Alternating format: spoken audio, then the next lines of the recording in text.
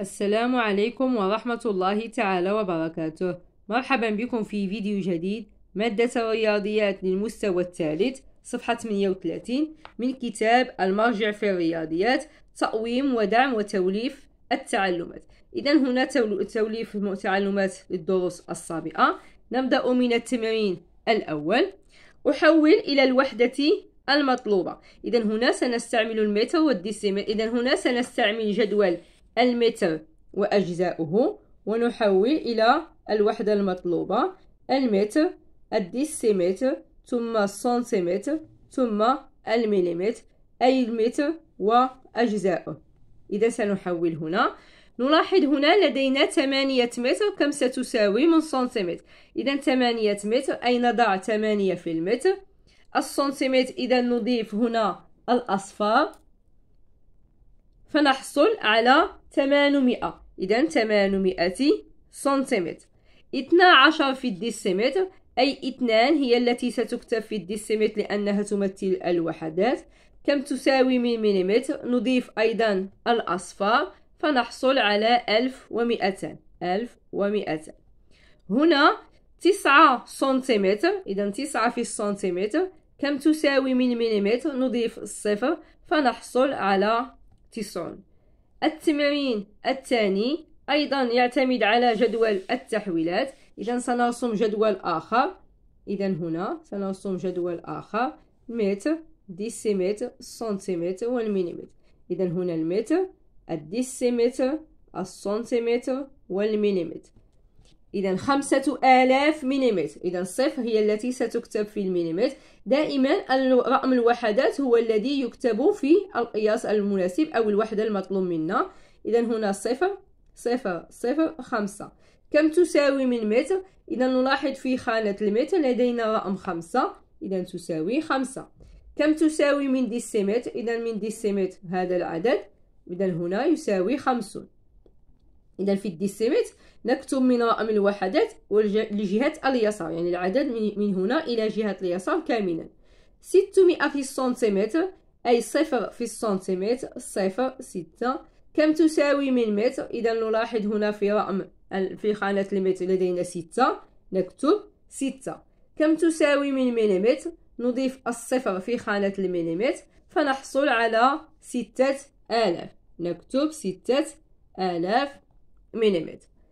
العدد الثالث 9 في المتر. إذا هنا في خانة المتر نكتب 9. كم تساوي من ديسيمتر؟ إذا نضيف الصفر في خانة الديسيمتر فنحصل على 90، نكتب 90. كم تساوي من سنتيمتر؟ أيضا نضيف الصفر في خانة السنتيمتر فنحصل على 900. دائما عند مطلوب منا تحويل إلى الوحدة المطلوبة نستعمل دائما جدول التحويلات، ونكتب دائما رقم الوحدات في الوحدة التي لدينا، ثم نتمم بوضع الأصفار حتى نصل إلى الوحدة المطلوب منا تحويل إليها. إذا ننتقل إلى التمرين الثالث. أحيط من بين الكتابات الرقمية المقترحة الكتابات التي تناسب كل كتابة حرفية. إذا لدينا هنا كتابة بالحروف، سنحيط الرقم المناسب أو العدد المناسب لهذه الكتابة. إذا 9000، أي 9 في الآلاف، إذا لدينا آلاف، مئات، عشرات، وحدات. 9000 أي 9 في الآلاف، و900 إذا 9 في المئات، و90 إذا و90 فنحصل على هذا العدد. إذا 9 9 0، إذا هنا لا خطأ، 9. إذا هذا هو الجواب الصحيح ونحيطه، لأن 9 في الآلاف، 9 في المئات، و9 في العشرات، وصفر في الوحدات، وهو هذا العدد الصحيح. هنا أيضا سندع آلاف، مئات، وحدات، عشرات.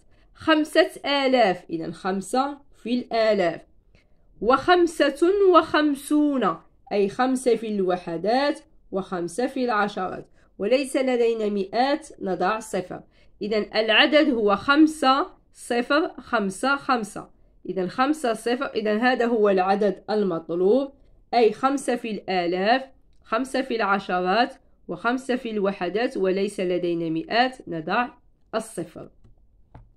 العدد الثالث 2202. أيضا نضع كل كل رقم في رتبته. 2000 إذا في الآلاف 2، و200 أي في المئتان 2، و2 في الوحدات.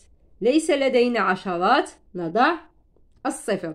إذا 2202 أي 2 هنا 2 هنا صفر في المئات خطأ، هنا في المئات 2 صحيح، في العشرات صفر. إذا هذا هو العدد الصحيح ونحيطه لأنه يمثل 2202.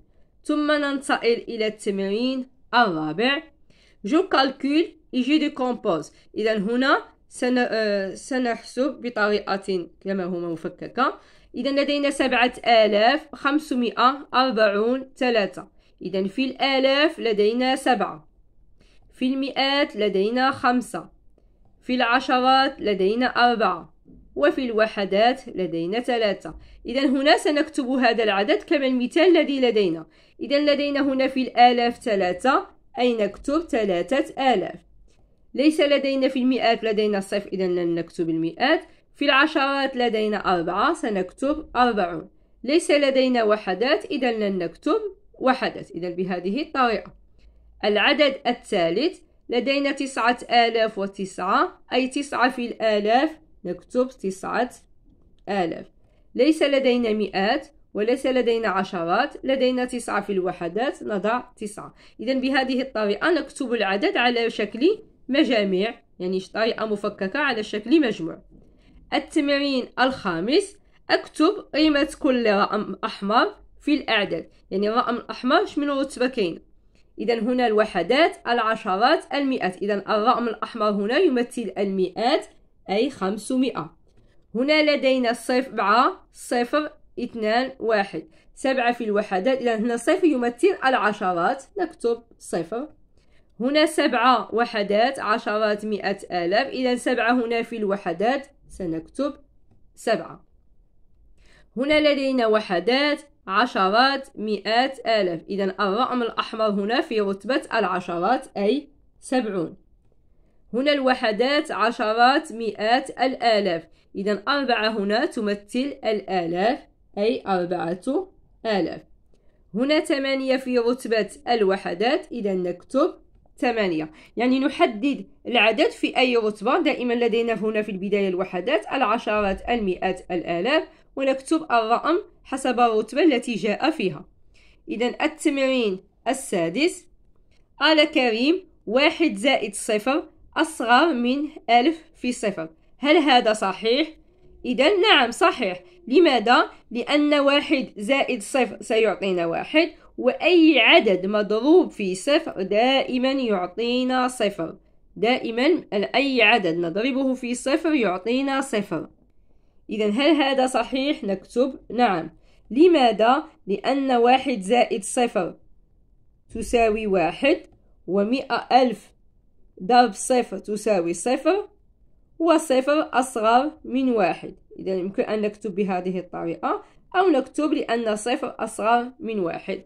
إذا كما قلنا أي عدد نضيف إليه 1 لا يتغير العدد، بينما أي عدد نضربه في 0 فهو يعطينا 0.